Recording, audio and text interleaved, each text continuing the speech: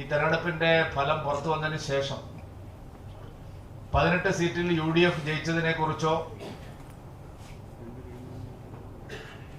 കേന്ദ്രത്തിൽ BJP സർക്കാർ അധികാരത്തിൽ വന്നതിനെ സംബന്ധിച്ചോ ഒന്നുമല്ല നമ്മുടെ മാധ്യമങ്ങളും രാഷ്ട്രീയ നിരീക്ഷകന്മാരും ചർച്ച ചെയ്യുന്നത്.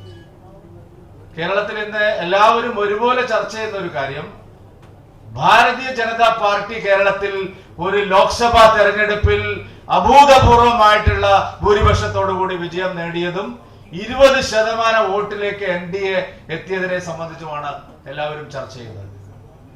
അങ്ങനെ ചർച്ച ചെയ്യാൻ അവരുടെ ഒരു കാരണം, അവരെല്ലാം വിശ്വസിച്ചിരുന്നത്, അല്ലെങ്കിൽ അവരെല്ലാവരും നമ്മുടെ രാഷ്ട്രീയ പണ്ഡിതന്മാരും LDF UDF നേതാക്കന്മാരും നമ്മുടെ മാധ്യമ സിംഹങ്ങളും ഒക്കെ പഠിപ്പിച്ചത്, ഇത് കേരളമാണ്, ഇവിടെ ഒരു കാരണവശാലും BJP ജയിക്കാൻ പോകുന്നില്ല, ഭാരതീയ ജനതാ പാർട്ടിക്ക് ബാലികേറ മലയാണ് കേരളം എന്നുള്ള ഒരു ഉറച്ച വിശ്വാസമായിരുന്നു അവർ പ്രചരിപ്പിച്ചത്, ജനങ്ങളിൽ അടിച്ചേൽപ്പിക്കാൻ ശ്രമിച്ചത്.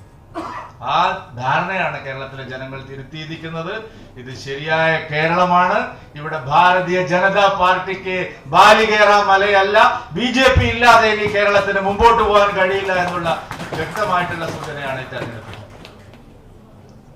ആദരണീയനായ ശ്രീ സുരേഷ് ഗോപി കഴിഞ്ഞ 5 വർഷം തൃശ്ശൂരിൽ നടത്തിയ കഠിനമായ പരിശ്രമം, പ്രധാനമന്ത്രി ശ്രീ നരേന്ദ്രമോദിജിയുടെ തുടർച്ചയായിട്ടുള്ള കേരള സന്ദർശനങ്ങൾ, ഭാരതീയ ജനതാ പാർട്ടി ഒരു ബദൽ വികസന മാതൃക കേരളത്തിലെ ജനങ്ങളുടെ മുമ്പിൽ അവതരിപ്പിച്ച് അത് വോട്ടർമാരിൽ എത്തിച്ച് നടത്തിയ നിരന്തരമായ പരിശ്രമങ്ങൾ, 2021 തെരഞ്ഞെടുപ്പ് പരാജയത്തിന് ശേഷം 1 സീറ്റ് ഉള്ളത് നമുക്ക് നഷ്ടപ്പെട്ടതിന് ശേഷം നാം കൂട്ടായി നടത്തിയ കഠിനമായ പരിശ്രമങ്ങൾ, ജനകീയ അടിത്തറ വർദ്ധിപ്പിക്കാൻ ആവശ്യമായി നടത്തിയ നിരന്തരമായ പ്രചാരവേലകൾ, പരിപാടികൾ, നമ്മുടെ ബൂത്ത് സമിതികൾ കാര്യക്ഷമമാക്കുന്നതിന് വേണ്ടി നാം നടത്തിയ നിരന്തരമായ യാത്രകൾ, കേരളത്തിലെ ഓരോ ഭാരതീയ ജനതാ പാർട്ടി പ്രവർത്തകരും അവരവരുടെ ബൂത്തുകളിൽ നടത്തിയ കഠിനമായ പരിശ്രമം, ഈ വെല്ലുവിളികളെല്ലാം അതിജീവിച്ച് മുമ്പോട്ട് പോകാനുള്ള പ്രേരണ പ്രധാനമായും ഈ ഘടകങ്ങളാണ്. പ്രധാനമന്ത്രി ശ്രീ നരേന്ദ്രമോദിജിയുടെ സ്വീകാര്യത, അദ്ദേഹത്തിന് കേരളത്തിലെ ജനങ്ങൾക്കിടയിലുള്ള വിശ്വാസ്യത ഊട്ടി ഉറപ്പിക്കുന്ന ഫലമാണ് തെരഞ്ഞെടുപ്പിൽ ഉണ്ടായിരിക്കുന്നത്. പരിശ്രമിച്ചാൽ അസാധ്യമായ ഒന്നുമില്ല, ഏതും നേടാൻ കഴിയുമെന്നുള്ള ഏറ്റവും വലിയ തെളിവാണ് തൃശ്ശൂരിലെ നമ്മുടെ ആദരണീയനായ MP മന്ത്രി ശ്രീ സുരേഷ് ഗോപിയുടെ വിജയം. 2019 അദ്ദേഹത്തെ ചതിക്കുഴികളിലൂടെ പരാജയപ്പെടുത്തിയിട്ടും അദ്ദേഹം തൃശ്ശൂരിൽ തന്നെ കേന്ദ്രീകരിച്ചുകൊണ്ട് നടത്തിയ പ്രവർത്തനങ്ങൾ, എല്ലാ വിഭാഗം ജനങ്ങളെയും ആകർഷിക്കാൻ നടത്തിയിട്ടുള്ള പരിശ്രമങ്ങൾ അദ്ദേഹത്തിന്റെ പത്തനംമാറ്റ വിജയത്തിനുള്ള ഒരു കാരണം അതാണ്, കഠിനമായ പരിശ്രമം. ഇത്തവണത്തെ ലോക്സഭാ തെരഞ്ഞെടുപ്പിൽ മികച്ച സ്ഥാനാർത്ഥികളെ നമുക്ക് അണിനിരത്താൻ കഴിഞ്ഞു എന്നുള്ളതാണ് മറ്റൊരു പ്രത്യേകത. ഇന്ന് ഇവിടെ വരേണ്ടിയിരുന്ന തിരുവനന്തപുരത്തെ സ്ഥാനാർത്ഥിയായിട്ടുള്ള ശ്രീ രാജീവ് ചന്ദ്രശേഖർജി, അദ്ദേഹം എത്തുമെന്നായിരുന്നു പറഞ്ഞത്. അവസാന നിമിഷം ചില സാങ്കേതിക കാരണങ്ങളാൽ അദ്ദേഹത്തിന് വരാൻ കഴിഞ്ഞു. രാജീവ് ചന്ദ്രശേഖർജി മുതൽ കാസർഗോഡ് അശ്വിനി വരെയുള്ള 20 ലോക്സഭാ മണ്ഡലങ്ങളിലും നാം സ്ഥാനാർത്ഥികൾ നടത്തിയിട്ടുള്ള മികച്ച പ്രവർത്തനം, ഒരു കാരണവശാലും വിജയ സാധ്യതയില്ല എന്ന് മാധ്യമങ്ങൾ പലരും എഴുതി തള്ളിയ പല മണ്ഡലങ്ങളും വിജയത്തോളം എത്തിയ പരാജയങ്ങൾ, തിരുവനന്തപുരത്തെയും ആറ്റിങ്ങലിലെയും തെരഞ്ഞെടുപ്പ് ഫലം വിശദമായി പരിശോധിക്കുമ്പോൾ ഒരു രാഷ്ട്രീയ പണ്ഡിതന്മാരും ഒരു നിരീക്ഷകന്മാരും ഒരു മാധ്യമ സിംഹങ്ങളും BJP അവിടെ വിജയത്തിനടുത്ത് എത്തുമെന്ന് ഒരിടത്തും പറയാൻ തയ്യാറായിട്ടില്ല. അവരുടെ ഒരു സർവേകളിലും അത് പുറത്തു വന്നില്ല.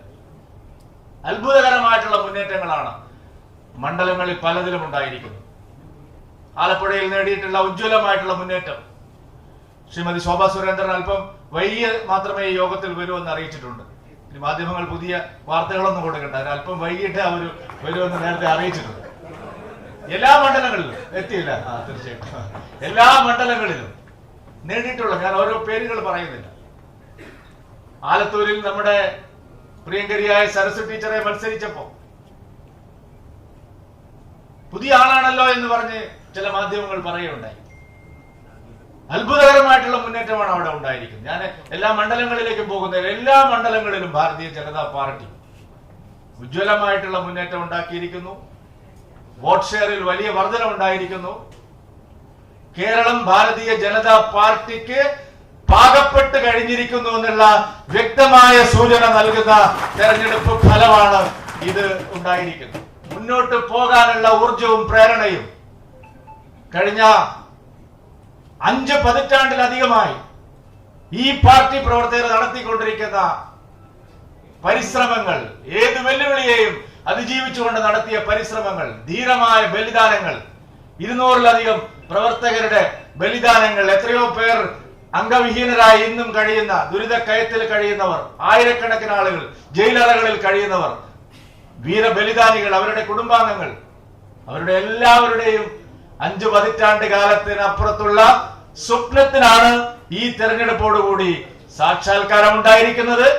ഇനി വരുന്ന എല്ലാ തെരഞ്ഞെടുപ്പുകളും കേരളത്തെ സംബന്ധിച്ചിടത്തോളം ഭാരതീയ ജനതാ പാർട്ടിയുടെ വിജയത്തിന്റെ കഥകൾ മാത്രം പറയുന്ന തെരഞ്ഞെടുപ്പുകളായിരിക്കും എന്നുള്ള കാര്യത്തിൽ യാതൊരു സംശയവുമില്ല.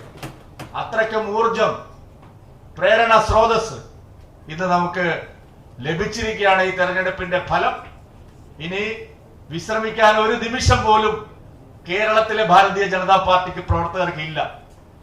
ഒരു നിമിഷം പോലും നമുക്ക് വിശ്രമിക്കാനില്ല. 20% വോട്ടിൽ നമ്മൾ എത്തി, നമുക്കൊരു ലോക്സഭ MP-യെ കിട്ടി. അതുകൊണ്ട് നമുക്ക് കുറച്ചു ദിവസം വിശ്രമിച്ച് കളയാം എന്ന് ആരും തന്നെ കരുതേണ്ടതില്ല. ഇനി ഉറക്കമില്ലാത്ത, വിശ്രമമില്ലാത്ത നാളുകളാണ്. രാവിലെ പകലാക്കി നമുക്ക് അടുത്ത 2 വർഷം 2026-ൽ കേരളം ഭാരതീയ ജനതാ പാർട്ടി ഭരിക്കുന്ന ഒരു സർക്കാർ, നേതൃത്വം നൽകുന്ന സർക്കാർ ഉണ്ടാവുന്നത് വരെ നമുക്ക് വിശ്രമമില്ല.